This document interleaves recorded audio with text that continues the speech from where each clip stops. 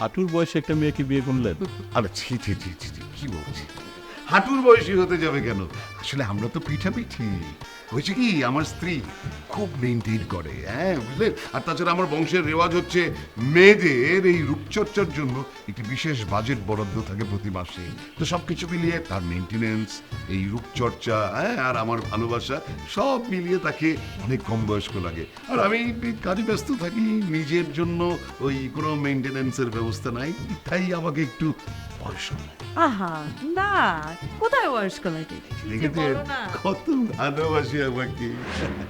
তার মানে আপনি বলতে চাচ্ছেন আমাদের বাসায় পার্লারে যাওয়ার কোনো বাজেট নাই, সেজন্য আমাদের বউরা নিজেদেরকে মেনটেন করতে পারে না, তাই না? সত্যি বলতে কি, ভাবিকে দেখলে কিন্তু সেরকমই মনে হয়। অসুবিধা নেই, আপনার মেয়ে যখন পুত্রবধূ হয়ে আমাদের বাড়িতে আসবে, তাকেও আমরা খুব যত্ন আত্মীতে রাখবো, বাজেট বরাদ্দ করে দেবো। দেখবেন যে আমার বাড়িতে আসার পর তার বয়স খুবই কমতেই থাকবে, তাই না? ইনশাল্লাহ।